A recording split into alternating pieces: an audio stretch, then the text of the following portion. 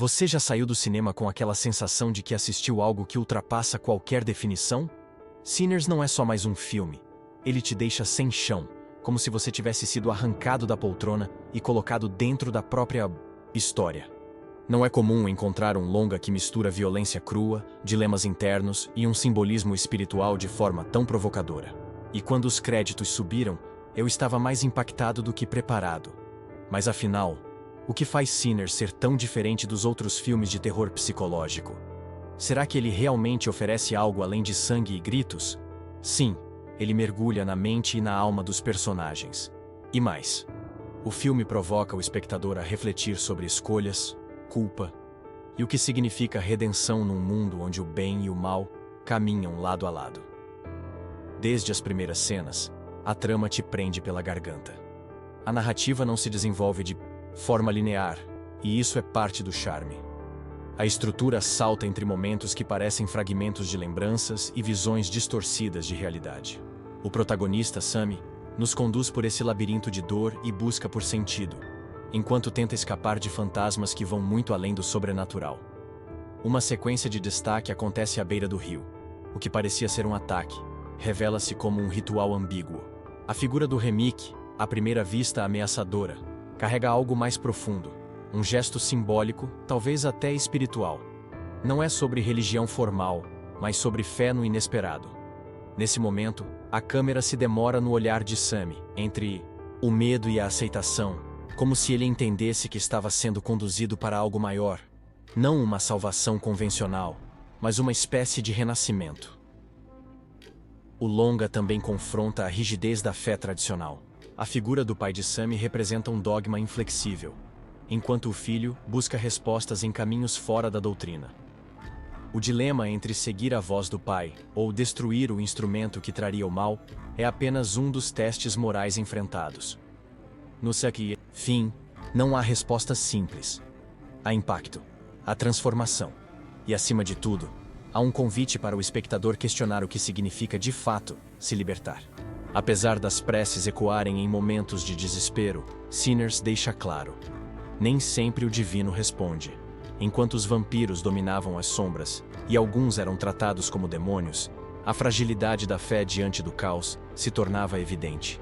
Mesmo, a conexão com o sagrado não foi capaz de proteger Sammy. O interesse de Remick no garoto ia além do sangue. Era pela música que ecoava dentro dele, capaz de distorcer o próprio tempo.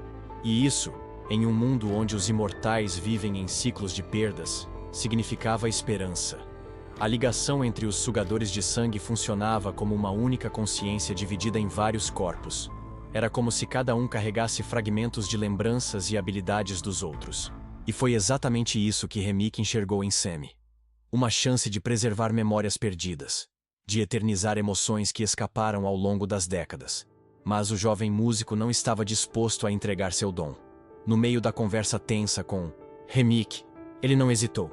Quebrou sua guitarra na cabeça da criatura. A mesma guitarra que simbolizava sua identidade, agora se tornava uma arma. O gesto foi mais do que físico. Foi um rompimento com tudo que tentavam impor sobre ele. Pouco antes da situação sair do controle, Smoke chegou em cena. Aproveitando o nascer do sol, ateou fogo no inimigo, queimando também outros vampiros, que haviam sido capturados pela luz. Foi o golpe decisivo. Em seguida, ele disse a Sammy para retornar à igreja, onde tudo havia começado. Ali, de volta ao ponto de partida, Sammy enfrentava mais uma escolha: seguir o caminho rígido do pai ou permanecer fiel ao que acreditava. Optou por sua verdade, recusando a obediência cega que nunca lhe fez sentido. Enquanto isso, Smoke refletia em silêncio, sentindo o peso da culpa. Foi ele quem expôs tantos àquele destino, e agora acreditava não merecer a proteção que carregava no pescoço. Ao retirar o amuleto, assumiu seu erro, e também seu papel de defensor. Sozinho, enfrentou o grupo que tentou invadir a igreja. Lutou com tudo o que restava em si, mas pagou um preço. Ferido, reencontrou Annie e sua filha nos instantes finais, as únicas que ainda moravam em seu coração. Anos depois, já em 1990, Sammy ainda tocava. A música sobreviveu, assim como ele.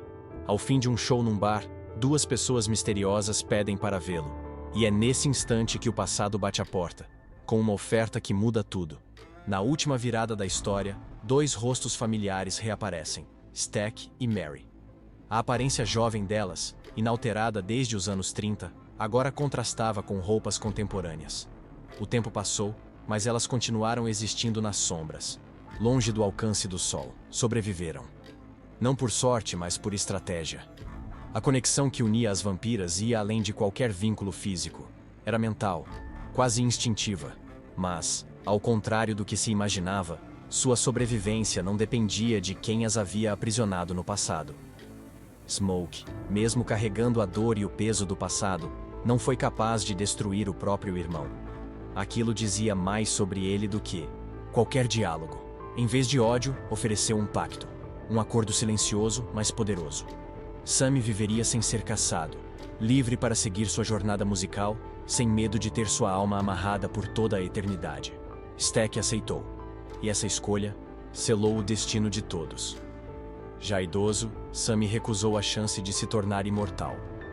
Não por desprezo, mas por ter vivido plenamente. Sua trajetória refletia tudo o que o blues representa: sofrimento, superação, perda, amor, luta e, acima de tudo, liberdade. Para ele, cada nota tocada foi uma declaração de existência. Antes de partirem, Stack e Mary ouviram de Sammy algo inesperado. Ele recordou que, apesar de tudo, aquela noite, a noite que mudaria tudo, começou com um dos melhores dias de sua vida.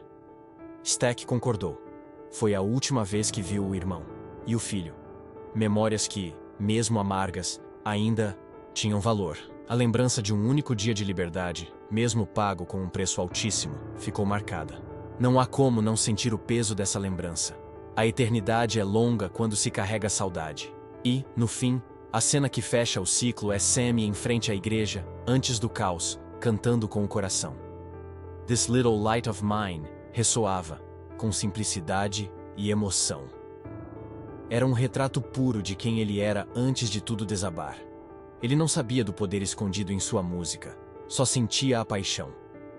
Foi um filme que surpreendeu pela força da história e por como abordou temas difíceis, de forma autêntica. Um filho de pastor com o dom de canalizar forças através da música e transformar o impossível em algo vivo. Poucos filmes conseguem transformar um único elemento em algo tão dual quanto Sinners fez com a música.